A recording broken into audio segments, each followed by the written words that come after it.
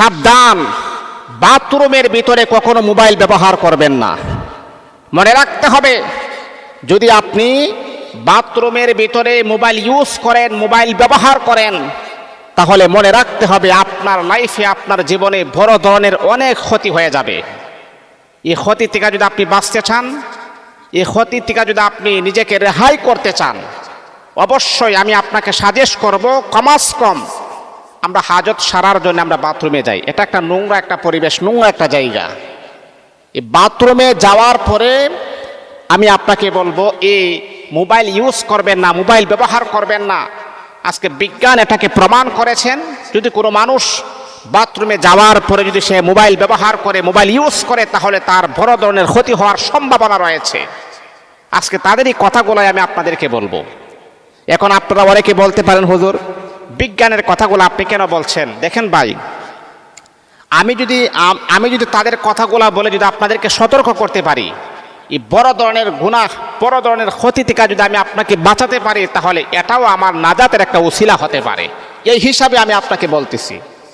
এক নাম্বার হচ্ছে, বাথরুমে যদি আপনি মোবাইল ব্যবহার করেন, তাহলে যে প্রথম নাম্বার যে ক্ষতিটা হয় সেটা হচ্ছে চোখের জ্যোতি, চোখের যে একটা আলো, চোখের যে একটা নূর, আল্লাহ পাক আস্তে আস্তে আপনার চোখের জ্যোতি, চোখের পাওয়ার আমার আল্লাহ কমিয়ে দিবেন।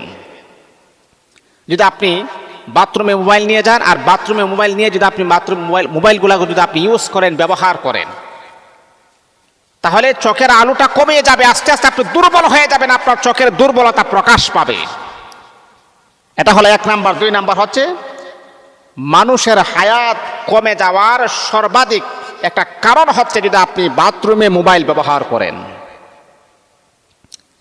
তাহলে বাবা সাবধান হয়ে যান, আপনার হায়াত কমে যাবে। আল্লাহ পাক আপনার হায়াতের ভিতর সংকীর্ণতা দান করে দিবেন যদি আপনি বাথরুমে মোবাইল ইউজ করেন, ব্যবহার করেন। যেটা করলে আমার জীবন নাশের সম্ভাবনা রয়েছে, যেটা করলে আমার তাৎক্ষণিক বিপদ আসতে পারে, তাহলে এই কাজগুলো আমি কেন করব? অবশ্যই পরিহার করতে হবে। এটা হলো দুই নাম্বার। তিন নাম্বার হচ্ছে, ব্যাকটেরিয়া জনিত বিভিন্ন রোগ আপনার শরীরে বাসা বাঁধতে পারে। নাউজুবিল্লাহি মিন যালিক। আমরা এমন কিছু কাজ করি, যে কাজ করলে রোগ আমাদের শরীরে বাসা বাঁধে। এর ভিতরে প্রধান কারণ হচ্ছে, বাথরুমে যদি আপনি মোবাইল ব্যবহার করেন, মোবাইল ইউজ করেন। চার নাম্বার হচ্ছে, মস্তিষ্ক, আপনার ব্রেইনের দুর্বলতা দেখা দিতে পারে, ব্রেইন শক্তি আস্তে আস্তে কমে যাবে। এই জন্য সম্মানিত হাজিরিন, এই বিষয়গুলো জানার পরে আমি অবশ্যই আপনাদের পায়ে হাত রেখে বলি, কমাস কম সারাটা দিন আপনি মোবাইল ব্যবহার করেন, কিন্তু বাথরুমে যাওয়ার পরে আপনি আর মোবাইল ব্যবহার করবেন না।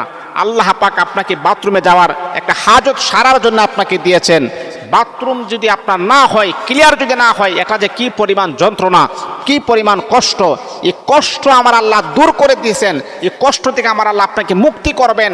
আর এই হালতে যদি আপনি মোবাইল ইউজ করেন, মোবাইল দেখেন, তাহলে এটা একটা নোংরামি ছাড়া আর কোনো কিছুই হতে পারে না।